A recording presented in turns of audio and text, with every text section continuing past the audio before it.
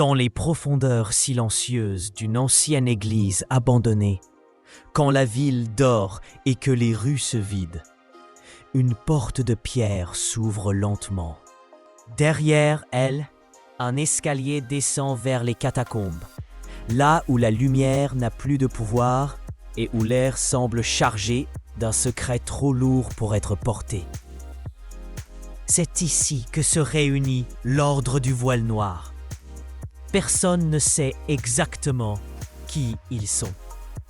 Personne ne connaît leur visage, mais tout le monde, quelque part, a déjà senti leur présence. Au centre de la salle souterraine se dresse une longue table d'obsidienne. Autour, des silhouettes drapées dans des manteaux sombres. Leur sceau a un œil fermé, symbole du silence absolu. Ce que l'on voit ici ne doit jamais remonter à la surface.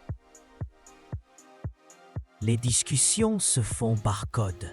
Jamais de nom, jamais de mots directs. Seulement des expressions qui glacent le sang. Flux, offrande, transfert, effacé, réaffectation. Des termes assez flous pour ne rien dire. Assez précis pour tout dire. Les murs portent encore les traces d'anciens rituels. Des cercles d'encre sèche, des symboles incompréhensibles, des restes de cierges tordus. Certains assurent que ces marques ne sont pas humaines, qu'elles ne viennent pas d'eux, mais de ce qu'ils invoquent. Car l'ordre ne croit pas seulement au pouvoir. L'ordre croit à l'invisible. On raconte que certains membres portent en eux des entités, des ombres anciennes qui murmurent dans la nuit. Leurs yeux brillent parfois d'un éclat qui n'appartient pas à ce monde.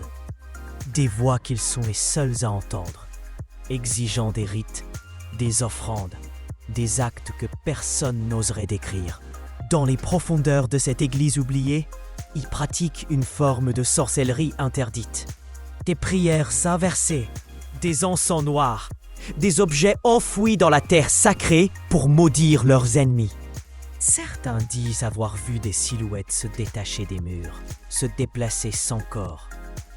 Des ombres qui suivent ceux qui osent défier l'ordre et qui ne les quittent plus. Les rituels culminent avec un banquet nocturne, un repas dont l'origine des mets n'est jamais questionnée. Les convives mangent en silence, comme des hommes qui scellent un pacte dont ils ne pourront jamais se défaire.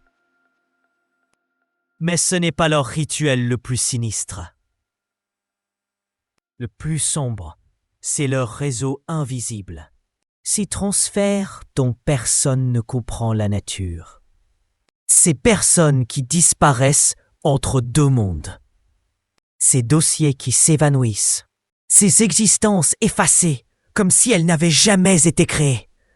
On entend parfois des rumeurs. Couloirs sous la ville. Visages qui circulent dans des cercles privés.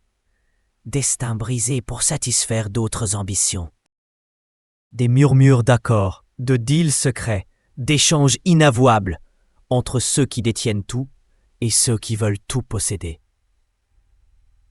Les vices de l'ordre ne sont jamais dits ouvertement. Ils se cachent derrière des rites, des pactes, des transgressions qui gardent leurs membres liés à vie. Certains parlent de dévotion nocturne, d'expériences que la morale rejette, de pratiques destinées à tester l'obéissance ou à briser les résistances. Et lorsque quelqu'un ose s'opposer à eux, ils ne lèvent pas la voix. Ils n'utilisent ni la loi, ni la force. Ils utilisent l'invisible, un souffle dans la nuit, une ombre dans un miroir, un objet chargé d'intentions sombres, glissé près de la porte de la victime. Une malédiction, murmurée dans les catacombes. Certains adversaires tombent malades sans explication. D'autres voient leur vie s'effondrer du jour au lendemain. D'autres, enfin, disparaissent dans un silence trop parfait pour être naturel. Ceux qui ont vu, ceux qui ont compris, disent toujours la même chose. Ce n'est pas ce que l'ordre fait qui terrifie. C'est le fait qu'on sache qu'ils existent et qu'on ne puisse rien y faire.